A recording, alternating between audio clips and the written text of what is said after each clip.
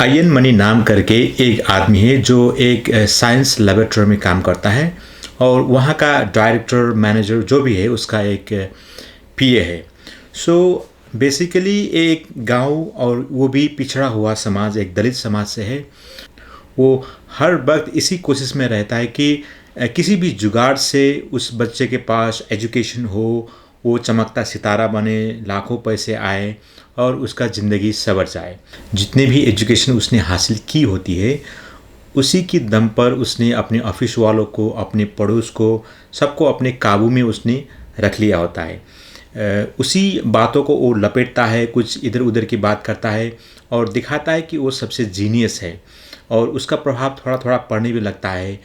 थोड़ी सी साइंटिफिक, थोड़ी सी लॉजिकल बात करके वो सबको इम्प्रेस कर रहा होता है। इसी वक्त उसके घर में एक बेटा पैदा होता है और उसको सुनने में कुछ प्रॉब्लम होती है, इसलिए वो शुरू की भर्ना के दौरान में उसको स्कूल से निकाल दिया जाता है और फिर अयान मनी ने कुछ तरकीब निकालता है और उसको इसी स्कूल में एडमिशन दिलाता है और उसको सारे वो ट्रिक्स देता है जो समाज को चाहिए और समाज उसको ज़्यादा अटेंशन देने लगे।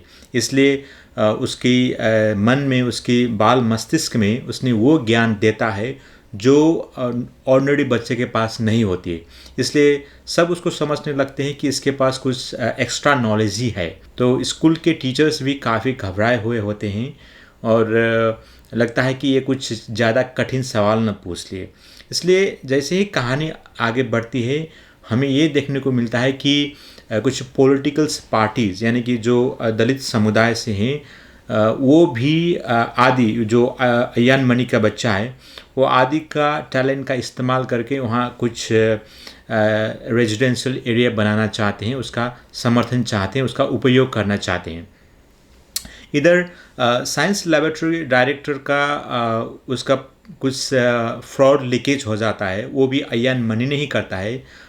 इस वजह से उसकी जॉब भी चली जाती है। लेकिन एज ए चीफ गेस्ट आदि की फंक्शनल प्रोग्राम में, एनुअल फंक्शनल प्रोग्राम में जब वो आता है तो वहाँ उसका झूठ का पर्दा उठ जाता है और उसे वो बार्गेनिंग करने लगता है कि मैं उसकी पोल खोल दूँगा। तो ये कहानी सारे आगे बढ़ते हुए एज ए लास्ट का पॉइंट तो मैं नहीं बताऊंगा, क्योंकि अगर आपको इस फिल्म को देखने की इच्छा हो तो आप ज़रूर जाके देख सकते हैं।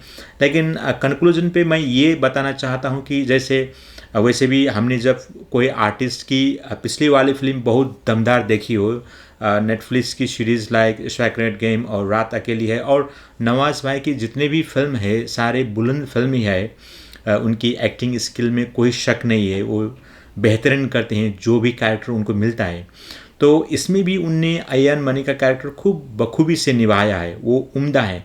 लेकिन जहाँ स्टोरी राइटिंग है, स्क्रीन प्ले की राइटिंग है और डायरेक्शन है, थोड़ा ढीला दिखाई पड़ता है। वो चार्मिंग, वो फास्ट पेसेस इस फिल्म में देखने को नहीं मिलती।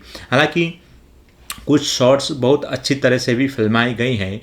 जैसे एक फंक्शनल होता है, एक समारोह होता है, उसमें कुछ मैथमेटिकल क्वेश्चन पूछ लेता है कोई, और उसे हेल्प करने के लिए एक बहुत सी ऊंचा जगह पर बैठकर नवाज़ उनको हेल्प करता है, बच्चों को हेल्प करता है।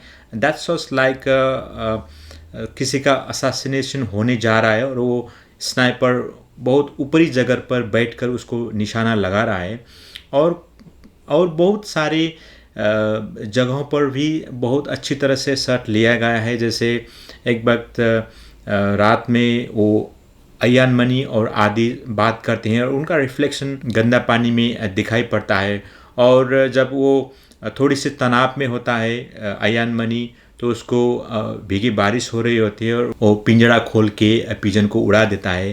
तो सब कुछ ठीक तो नहीं जा रहा है, लेकिन कुछ उम्दा भी नहीं बना है सिनेमा, क्योंकि स्टार्टिंग में ही कुछ इंटीमेसी का सीन दिखाया गया है एंड इट्स अ 13+ फिल्म।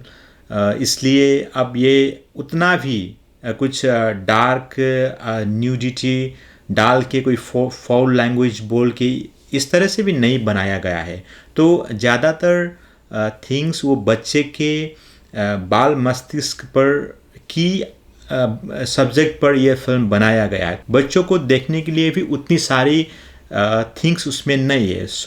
तो इस बुनियाद पर यह कह सकते हैं कि ये ना तो यह फिल्म बच्चे के लिए है, ना कोई एडल्ट के लिए है, और ये इतनी फास्ट पेस में भी नहीं बनी है, तो हम इसको ज़्यादा अच्छी फिल्म की कैटेगरी में नहीं रख सकते हैं। तो मेरा कहने का मतलब है कि अगर आपके पास ज़्यादा ही फ्री टाइम है तो आप जाके देख सकते हैं, वरना इस फिल्म पर ज़्यादा अपना टाइम वेस्ट करना उतना सही नहीं होगा। जो बच्चों को हम एजुकेशन देते हैं, जो पेरेंट्स की एक डिमांड होती है कि तेरे को डॉक्टर बनना ही है, तेरे को इंजीनियर बनना ही है, इस खाल की जो पेरेंट्स की डिमांड होती है, उससे बच्चों में क्या असर पड़ता है, ये भी दिखाने की कोशिश गई है। बेसिकली यही दिखाने की कोशिश गई है। लास्ट में एक फ़ोटोग्राफ को लेकर अयान मनी ने कुछ बातें करते हैं वो डायरेक्टर से, तो उसमें भी कुछ उसकी पहले की लाइफ की, जो वो छोटा था, जब वो छोटा था, उसको दिखाने की थोड़ी कोशिश की गई है। सो आउट ऑफ 5, 2.5 और मैक्सिमम 3 मैं इस फिल्म को दे सकता हूँ। तो पहली बार I am not belongs to a Hindi spoken country, so मेरी ये कोशिश रही है कि मैं हिंदी में एक कोई फिल्म की रिव्यू करूं। मेरी लैंग्वेज तो कुछ ठीक नहीं है, लेकिन अगर आपको पसंद आया तो आप लाइक कर सकते हो। फ्यूचर में भी अगर ये वीडियो थोड़ी बहुत लोगों को पसंद आया तो मैं आगे भी इस तरह की रिव्यूज़ बनाने की कोशिश करूँगा। तब तक के लिए मेरे को इजाज़त दीजिए। नमस्कार।